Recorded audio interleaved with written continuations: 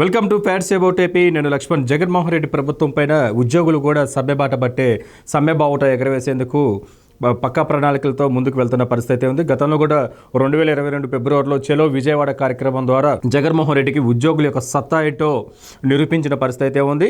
ఈ ఉద్యమంలో ఏదైతే ఏపీ ఉద్యోగుల సంఘం నిర్వహించిన ఈ ఉద్యమంలో ఉపాధ్యాయుల యొక్క పాత్ర చాలా కీలకమైనది. ఉపాధ్యాయుల ఫెడరేషన్ తరఫునైతేనేమి, ఫ్యాక్టో తరఫునైతేనేమి ఉపాధ్యాయులు పెద్ద ఎత్తున నిరసన వ్యక్తం చేశారు. జగన్మోహన్ రెడ్డి గారి ప్రభుత్వం పైన, జగన్మోహన్ రెడ్డి గారి పైన వాళ్ళు చాలా రకాలుగా నిరసన వ్యక్తం చేస్తూ పాటలు పాడిన పరిస్థితి ఉంది. రోడ్డు మీద వినూత్న నిరసనలు కూడా చేసిన పరిస్థితి అయితే కనిపిస్తుంది. మీ పిల్లలు ఇంటర్మీడియట్ మరియు ఎంసెట్ చదువుతూ సబ్జెక్ట్స్ లో కన్ఫ్యూజ్ అవుతున్నారా? కాన్ఫిడెన్స్ లెవెల్ తక్కువగా ఉందా? రిపీటెడ్ మిస్టేక్స్ చేస్తున్నారా? అయితే మీకోసమే ఉంది Rise app. 1 lakh question bank, performance analysis, online classes by experts, ఇంకా మరెన్నో ఫీచర్స్ తో మీ ముందుకొచ్చింది Rise the perfect guide. Description లో ఉన్న లింకును ఉపయోగించి సబ్స్క్రైబ్ అవ్వండి. దీన్నే మనసులో పెట్టుకొని జగన్మోహన్ రెడ్డి గారు ఉపాధ్యాయులను టార్గెట్ చేస్తూ ఇప్పటికీ గత 2 ఏళ్లుగా వారిపైన వివక్ష చూపిస్తూనే ఉన్నారు. వారికి జీతాలు ఇవ్వడంలో చాలా లేటుగా ఇవ్వడం జరుగుతుంది.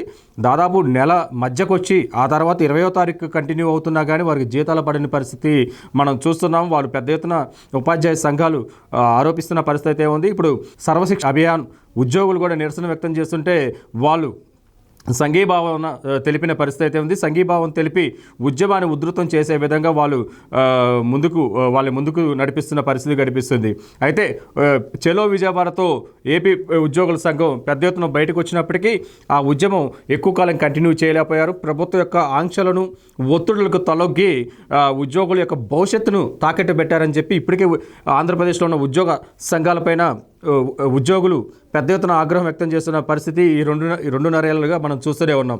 2019 జగన్మోహన్ రెడ్డి గారు ఇచ్చిన హామీ మేరకు ఇప్పుడు కూడా ఏ ఒక్క హామీ నెరవేరలేదనేది వాస్తవం. ఎందుకంటే వచ్చిన వారంలోనే సిపిఎస్ రద్దు చేస్తామని చెప్పి జగన్మోహన్ రెడ్డి గారు ఉద్యోగుల అంటే బహిరంగ సభలో లక్షలాది మంది ప్రజలు, కోట్లాది మంది ప్రజలు చూస్తున్న ఆయన ప్రత్యక్ష ప్రసారాన్ని చూస్తున్న క్రమంలో ఆయన ఇచ్చిన హామీ సిపిఎస్ రద్దు చేస్తాను, వచ్చిన వారంలోనే సిపిఎస్ రద్దు చేస్తానని చెప్పి ఇచ్చిన హామీ ఇప్పటికీ నెరవేరలేదు.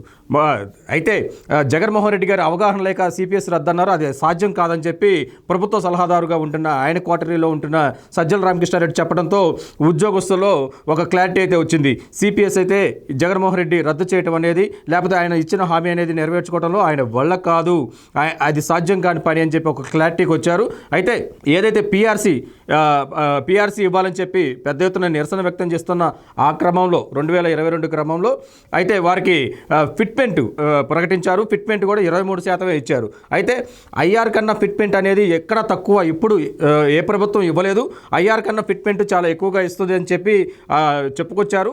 ఆగ్రహం వ్యక్తం చేసిన పరిస్థితి కూడా కనిపిస్తుంది. చంద్రబాబు ప్రభుత్వ హయాంలో దాదాపు 43% ఫిట్మెంట్ ప్రకటించిన పరిస్థితి కనిపిస్తుంది.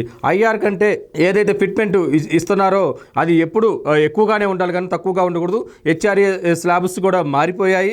దానివల్ల జీతం కూడా తగ్గనుంది అని చెప్పి ఆందోళన వ్యక్తం చేశారు ఆ సమయంలో. కానీ ఆ ఆందోళన ఇప్పటికి కూడా అలానే ఉంది కానీ ఎవరు బయటకు వచ్చి వ్యక్తం చేయని పరిస్థితి. ఇప్పటికే అంగన్వాడీలు, ఆశా వర్కర్లు, సమగ్ర సర్వశిక్ష అభియాన్ ఉద్యోగులైతేనేమి, కస్తూర్బా స్కూల్ ఉపాధ్యాయులు అయితేనేమి పెద్ద ఎత్తున బయటకు వచ్చి నిరసన వ్యక్తం చేస్తున్న మున్సిపల్ కార్మికులు అయితే కలెక్టరేట్లను ముట్టడి చేస్తూ వాళ్ళ యొక్క నిరసన వ్యక్తం చేస్తున్న పరిస్థితి ఉంది. అనేక కేసులు వారిపైన బనాయిస్తున్న వారు మాత్రం ఎక్కడ తగ్గకుండా మొక్కవని దీక్షతో ముందుకు పోతున్న క్రమాన్ని కూడా మనం చూస్తున్నాము. అంగన్వాడీలపైన ఎస్మా చట్టం ప్రయోగిస్తామని చెప్పి కూడా జీవో పాస్ చేశారు. ఇప్పటికే వాళ్ళకి ఏదైతే ఎస్మా చట్టానికి సంబంధించి నోటీసులు కూడా వాళ్ళకి సర్వైన పరిస్థితి ఉంది. ఆ నోటీసులు అందుకున్నా కానీ తమ యొక్క ఎటువంటి ప్రభుత్వం ఎటువంటి చర్యలకు పాల్పడ్డా మేము ఎక్కడ తగ్గేది లేదని చెప్పి అంగన్వాడీలు అయితే ముందుకు వెళ్తున్న పరిస్థితి ఉంది. వివిధ రూపాల్లో నిరసన వ్యక్తం చేస్తున్నా కూడా కనిపిస్తుంది. ఏదైతే వాళ్ళు ఉద్యోగపరంగా ఉన్న సమస్యలు, వాళ్ళ డిమాండ్స్ ఏవైతే ఉన్నాయో న్యాయపరమైన డిమాండ్స్ ఖచ్చితంగా జగన్మోహన్ రెడ్డి ప్రభుత్వం నెరవేర్చాల్సిందే. నెరవేర్చినారని చెప్పి హామీ ఇస్తేనే మేము ఉద్యమాన్ని విరమిస్తామని చెప్పి వారికి మద్దతు తెలిపిన కార్మిక సంఘాలు అయితే ఇప్పటికే ఒక క్లారిటీ అయితే ప్రభుత్వానికి ఇచ్చిన పరిస్థితి ఉంది. అయితే మంత్రి గారు అయితే మాత్రం నిన్న బొత్స సత్యనారాయణ గారు అయితే ప్రభుత్వ సలహాదారు సజ్జల రామకృష్ణారెడ్డి అయితే వాళ్ళ పట్ల ఎంతో వివక్ష పరంగా మాట్లాడారు. మీకు ఉద్యోగాలు చేయాలంటే చేయండి, లేకపోతే మేము తీసుకునే చర్యలకి మీరు బాధ్యులు అవుతారని చెప్పి డైరెక్ట్గా వార్నింగ్ ఇవ్వటాలు ఇవన్నీ అంగన్వాడీలు అయితేనేమి మున్సిపల్ కార్మికులు అయితే మాత్రం పెద్ద ఎత్తున ఆగ్రహం వ్యక్తం చేస్తున్న పరిస్థితి ఆంధ్రప్రదేశ్ వ్యాప్తంగా కనిపిస్తుంది. ఒక పక్కన ఉపాధ్యాయులు, ప్రభుత్వ ఉద్యోగులు, అంగన్వాడీలు, మున్సిపల్ కార్మికులు పెద్ద ఎత్తున ఆందోళన వ్యక్తం చేస్తున్న జగన్మోహన్ రెడ్డి ప్రభుత్వం కానీ ఆయన కానీ ఆ ఆందోళనలు కానీ వాళ్ళ యొక్క డిమాండ్స్ ఏమన్నాయో వాటిని కనీసం ఆలకించి వాటి ఆ సమస్యకి పరిష్కార మార్గం చూపలేని దుస్థితిలో ఆయన ప్రభుత్వం ఉన్నదన్నది వీటితో నిదర్శనంగా మనకు కనిపిస్తుంది.